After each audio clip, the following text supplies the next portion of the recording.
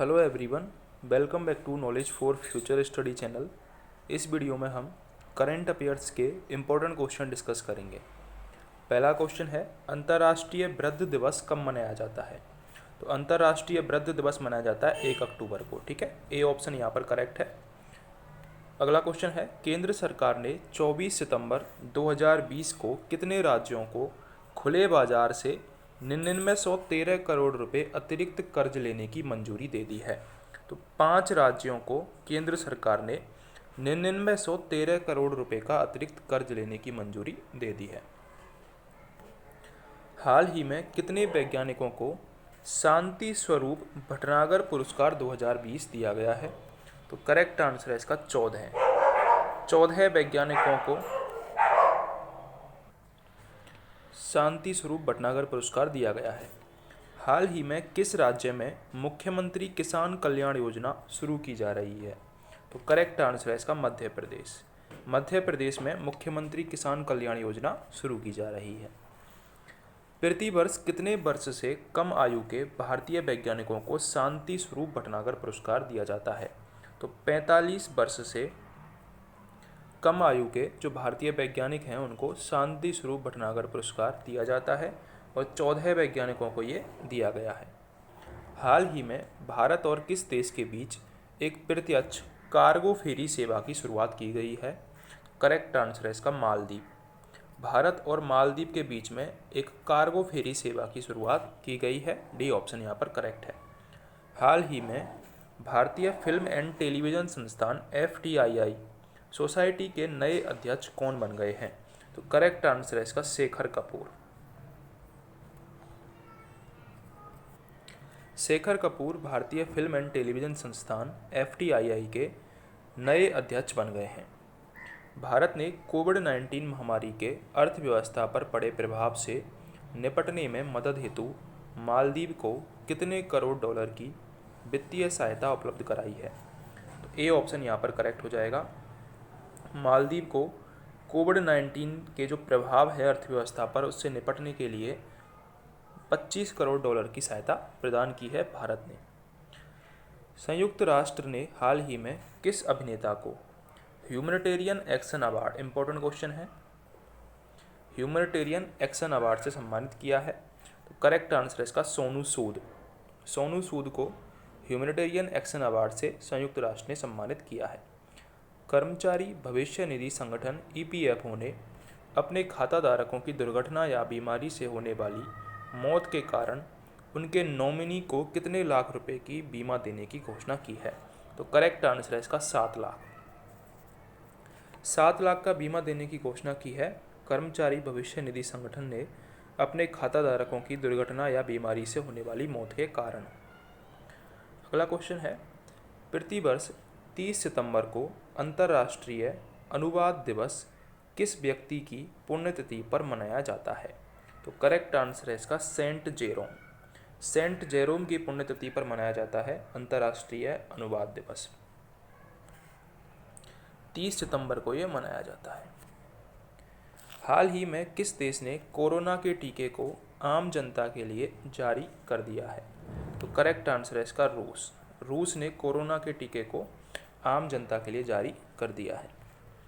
अगला क्वेश्चन है, हाल ही में खादी और ग्रामोद्योग उद्योग के नए सलाहकार कौन नियुक्त किए गए हैं? तो करेक्ट आंसर है इसका सुनील सेठी। सुनील सेठी को खादी और ग्रामोद्योग आयोग का नया सलाहकार नियुक्त किया गया है। निम्न में से किस राज्य ने ईज ऑफ डूइंग बिजनेस 2019 की रैंकिंग में शीर्ष स्थान प्राप्त किया है? तो वो है आंध्र प्रदेश। आंध्र प्रदेश ने ईज ऑफ डूइंग बिजनेस 2019 की रैंकिंग में शीर्ष स्थान प्राप्त किया है। हाल ही में किसे वर्ष 2020-21 के लिए लता मंगेशकर अवार्ड दिया गया है? तो करेक्ट आंसर है इसका उषा मंगेशकर को। उषा मंगेशकर को 2020-21 के लिए लता मंगेशकर अवार्ड दिया गया है। किस देश की एक शीर्ष अदालत ने हिंदू विधवा महिलाओं को कृषि और गैर कृषि जमीन दोनों पर अधिकार देने की घोषणा की है? करेक्ट आंसर है बांग्लादेश। बांग्लादेश ने हिंदू विधवा महिलाओं को कृषि और गैर कृषि जमीन दोनों पर अधिकार देने की घोषणा की है। हाल ही में किस राज्य की पूर्व महिला मुख्यमंत्री सैयदा अनवरा तैमूर इनका निधन हो गया? तो ये असम की मुख्यमंत्री थी, पूर्व महिला मुख्यमंत्री थी सैयदा अनवरा तैमूर। वित्त मंत्रालय के अनुसार अगस्त 2020 में जीएसटी का कितना संग्रह किया गया है? तो करेक्ट आंसर है इसका सी ऑप्शन, 86,449 करोड़ रुपए का संग्रह जीएसटी का किया गया है अगस्त 2020 तक। कौन व्यक्ति हाल ही में telecom regulatory authority of India TRAI के नए चेयरमैन बन गए हैं? इंपॉर्टेंट क्वेश्चन है। करेक्ट आंसर है इसका PD वाघेला। ये telecom regulatory authority of India TRAI के नए चेयरमैन बन गए हैं। ब्रिटिश ड्राइवर लुइस हैमिल्टन ने किस रेस को जीतकर इस साल की 5वीं ट्रॉफी अपने नाम कर ली है? करेक्ट आंसर है इसका बेल्जियम ग्रांड पी। इसको जीतकर साल की 5वीं ट्रॉफी अपने नाम कर ली है लुइस हैमिल्टन ने। प्रतिवर्ष विश्व हृदय दिवस कब मनाया जाता है? ये मनाया जाता है 29 सितंबर को। 29 सितंबर को प्रतिवर्ष विश्व हृदय दिवस मनाया जाता है। निम्न में से किस राज्य में 1500 करोड़ रुपए की लागत से विश्व के सबसे बड़े टॉय म्यूजियम बनाने की घोषणा की गई है? तो करेक्ट आंसर है इसका गुजरात। गुजरात में सबसे बड़ा टॉय म्यूजियम बन रहा है 1500 करोड़ रुपए की लागत से। ठीक है। AIFF अवार्ड्स 2020 में किसे women's player of the year पुरस्कार के लिए चुना गया है? तो वो है संजू यादव। संजू यादव को women's player of the year के पुरस्कार से चुना गया है। किस देश के सलामी बल्लेबाज निषाद थरांग परनबिताना ने अंतर्राष्ट्रीय क्रिकेट के सभी प्रारूपों से संन्यास की घोषणा की है? तो करेक्ट आंसर है इसका श्रीलंका। श्रीलंका के सलामी बल्लेबाज थे ये निषाद थरांग परनबिताना। इन्होंने अंतर्राष्ट्रीय क्रिकेट के सभी प्रारूपों से संन्यास की घोषणा कर दी है। श्रीलंका के ये रहने वाले हैं।